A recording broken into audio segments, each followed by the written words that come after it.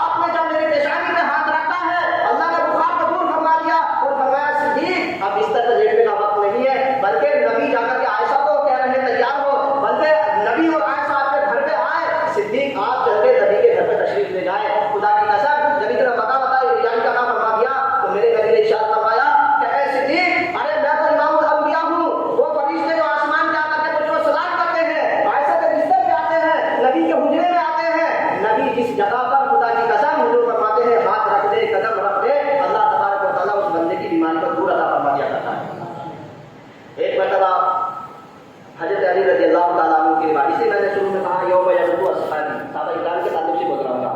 تو حضرت علی جو تھے بیمار ہوئے, بیماری کے اندر مبتلا ہوئے, ہونے کے بعد میں عرض کیا اے فاطمہ لگتے جگر, اے میری بیوی, تو جو ہے اپنے ابا سے جا کر کے کہہ دے کہ وہ میرے گھر تشریف لے آئے, کیونکہ آخری وقت میں ہر کسی کی خواہش ہوتی ہے کہ میں اپنی ماں سے مل جاؤں, اپنے بھائیوں سے مل جاؤں, اپنے باپ سے مل جاؤں. لیکن جب اتنی بات ارشاد فرمائی تو علی نے فرمایا اے فاطمہ جا کر کے تم اپنے ابا سے کہہ دو تاکہ وہ میرے گھر تشریف لے آئیں, اور لانے کے بعد میں نبی کا دیدار کر دوں, نبی کا چہرہ دیکھ لوں. یعنی کہ رات کا وقت ہے, 12 بجے سے لے کے 2 بجے کے بیچ میں تہجد کا ٹائم شروع ہو جاتا ہے. یہ جب تہجد کا ٹائم شروع ہوا ہے پیارے اسلامی بھائیوں, تو نبی نے ارشاد فرمایا جب یعنی کہ جو کہ فاطمہ اپنے گھر کے اندر داخل ہوئی, ابا جان کا آواز لگائی, ابا جان آپ دروازہ کھولو. تو لیکن ہمارے نبی نے ارشاد فرمایا اے بیٹی فاطمہ تیرا ابا تیرا نبی جو ہے تہجد کی نماز ادا کر رہا ہے. آپ نے دروازہ کھولا اور کھولنے کے بعد میں فرمایا بیٹی فاطمہ کیسے عادت ہوا؟ تو عرض کیا کہ ابھی کی حالت بہت خراب ہے, طبیعت آپ کی بہت زیادہ نشاد ہو گئی ہے, اور وہ آپ کو اپنی زبان سے پکار رہے ہیں, کہہ رہے ہیں کہ اے فاطمہ اپنے ابا کو بلا کر کے لے آؤ. لیکن میں ان کا جو ہاتھ چہرہ نہیں ڈالا, لیکن شوہر اگر بیوی سے کہے کہیں نہیں جانا ہے تو عورت جانے کا حکم نہیں رکھتی ہے. اگر شوہر یہ کہے پتہ لگے جانا ہے تو عورت رک نہیں سکتی ہے. لیکن خدا کی قسم علی نے فرمایا, تو خدا کی قسم یعنی کہ فاطمہ حضور کے گھر میں آ گئی, لیکن فرمایا ہاں بیٹی فاطمہ ایک بات یاد رکھنا میں چلوں گا تو, لیکن علی کے گھر کے اندر داخل نہ ہوا, لیکن اس راستے سے میں گزر جاؤں گا. تو فرمایا بجا چلو تو صحیح, لیکن علی آپ کا دیدار کریں گے. جیسے میرے نبی گھر کے اندر داخل نہیں ہوئے, اس راستے سے گزرے ہیں, اللہ تبارک و تعالیٰ نے نبی کے قدموں کی برکت سے حضرت علی کی بیماری کو دور عطا فرما دیا. سمجھے گا, جس جان کے جگہ سے میرے نبی گزر جائے وہاں بیماری دور ہو جاتی ہے. تو خدا کی قسم جب نبی گزرے ہیں تو فاطمہ نے فرمایا اے ابا جان گھر کے اندر تو آپ تشریف لے آؤ. اور حضرت علی جو تھے بستر پہ لیٹے تھے, آپ نے اپنے پیر کو پیر سے ملایا, اس طریقے سے پیر سے پیر کو ملایا, اور ملانے کے بعد میں فرمایا اے علی اب تیری حالت کیسی ہے, تیری بیماری کیسی ہے, تیرا بخار کیسا ہے؟ تو عرض کرنے لگے یا رسول اللہ مجھ کو تو ایسا معلوم ہو رہا ہے کہ ساری زندگی میں اللہ تبارک و تعالیٰ نے بیماری کبھی دی نہیں نہ ہے, لیکن آپ کا قدم مبارک لگا میرے پیر سے, اللہ تبارک و تعالیٰ نے اس جو ہے قدم کی برکت سے تمام بیماری کو دور عطا فرما دیا. مطلب پیارے بھائیوں, تو نبی جہاں پر جاتے ہیں خدا کی قسم اللہ کے رسول صلی اللہ علیہ وسلم نے ارشاد فرمایا, خدا خود ارشاد فرماتا ہے کہ اللہ نے میرے نبی کے چہرے کی قسم تو قرآن کریم کے اندر لکھا دیا کہ بھائی والضحیٰ واللیل اذا سجا, اے میرے محبوب تیرے چمکتے ہوئے چہرے کی قسم, اور فرما دیا کہ ولسوف یعطیک ربک فترضی, وہ رب کہہ رہا ہے الم یجدک یتیما فآویٰ, اے میرے محبوب میں نے تم کو یتیم پیدا فرمایا, آپ کے والد نہیں تھے, آپ کی والدہ موجود تھی, آپ یتیم تھے, اور مکے کی سرزمین پہ میرے نبی چلتے تھے جس جگہ پر, تو رب کائنات کی قسم ہے درختوں کی طرف سے آواز آتی تھی الصلاۃ والسلام علیک یا رسول اللہ. نبی کہاں تشریف لے جا رہے ہیں؟ تو پیارے اسلامی بھائیوں, ایک صحابہ کے مجمع صحابی واقعہ میں آپ کو سناؤں. حضرت جابر رضی اللہ تعالیٰ, ایک مرتبہ میرے نبی نے سفر کیا اور کرنے کے بعد میں صحابہ کرام کی جماعت گزر رہی ہے, جا رہے ہیں, لیکن چلتے چلتے حضرت جابر کے پاس جو تھی وہ اونٹنی بہت دبلی پتلی کمزور تھی. سمجھ رہے نا, جابر کے پاس جو اونٹنی تھی وہ بہت دبلی پتلی تھی, لیکن صحابہ کرام کی جماعت جو تھی اپنے اپنے یعنی کہ اچھے اونٹنیوں میں سوار ہو کر کے سفر کو تو آپ نے طے کر لیا, چلتے گئے, لیکن جابر کو دیکھا کہ جابر نہیں آئے, نماز کا وقت ہو گیا. لیکن جابر کہنے لگے جب کافی دیر کے بعد پہنچے ہیں مجمع کے درمیان میں, تو عرض کیا ہے جابر یہ بتاؤ آپ اتنے دیر یعنی کہ لیٹ کیوں ہو گئے, اتنی دیری سے کیوں آئے؟ تو عرض کیا یا رسول اللہ میری اونٹنی دیکھو کتنی دبلی ہے, کتنی پتلی ہے, ان کے سامنے یہ چل نہیں سکتی. لیکن خدا کی قسم جب اتنی بات ارشاد فرمائی ہے تو میرے نبی نے حضرت بلال سے فرمایا اے بلال جا کر کے حضرت جابر سے کہو کہ حضور کی خدمت میں آپ تشریف لے آئے, اور ان سے پوچھو ان کی اونٹنی یہ جانور پیچھے کیوں رہ گیا. سوال کیا حضرت بلال نے, جب یہ سوال کیا ہے تو کرنے کے بعد میں حضور فرماتے ہیں صلی اللہ علیہ وسلم کہ اے میرے بلال تم ان سے سوال کر دو, میں پوچھ لوں گا. تو خدا کی قسم جب حضرت جابر نے سوال کر دیا, یعنی کہ حضور نے پوچھا جابر عرض کر دیا یا رسول اللہ میری اونٹنی تو کمزور ہے, دبلی پتلی ہے, یہ چلنے کے قابل بھی نہیں ہے, لیکن میں سفر کیسے کروں, نماز کا وقت ہو گیا ہے. دیکھو صحابہ کرام نے سفر میں بھی نماز قضا نہیں کری,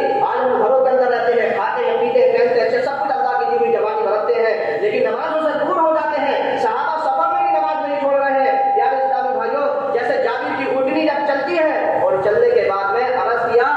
یعنی کہ بلال سے میرے نبی نے کیا کہو حضرت جابر سے اپنی اونٹنی کو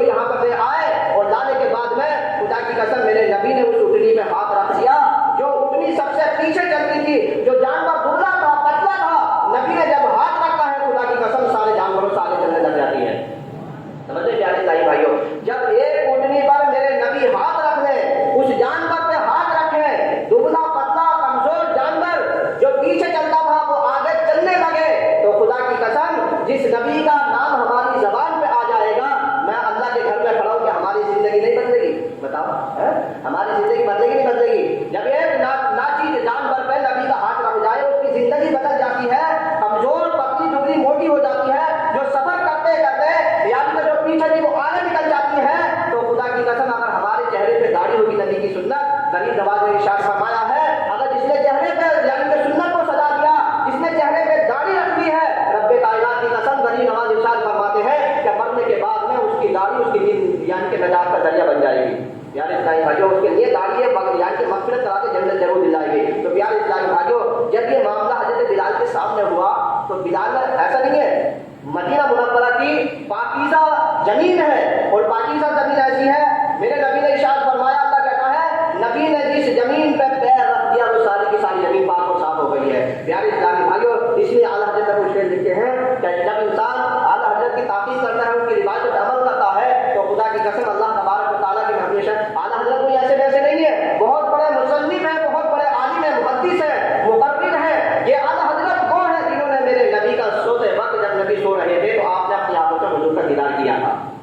इसलिए शायद ने शेर लिखा है, नाते बात है माशाअल्लाह, आज तो ऐसा लग रहा है कि लोग अपनी ज़बान से सुभान अल्लाह बोल ही नहीं रहे, क्योंकि सुभान अल्लाह कहने में कंजूसी नहीं रही। अरे मैंने कई दफ़ा कहा, एक मरतबा आदमी सुभान अल्लाह कहता है, अल्लाह तबारक व तआला उसके नामे आमाल में 90 नेकी अता फरमा दिया करता है। सुभान अल्लाह कहने में क्या जा रहा है? ये अल्लाह ने ज़बान दी है, अरे इसको कम से कम इस्तेमाल करो। प्यारे इस्लामी भाइयों, जिंदगी हंस के भी गुजर जाएगी, जिंदगी रो के भी गुजर जाएगी। अल्लाह कहता है, मैंने अपने बंदों को किस लिए भेजा है? वमा खलक़तुल जिन्ना वल इंसा इल्ला लियअबुदून। अल्लाह कहता है, मैंने सिर्फ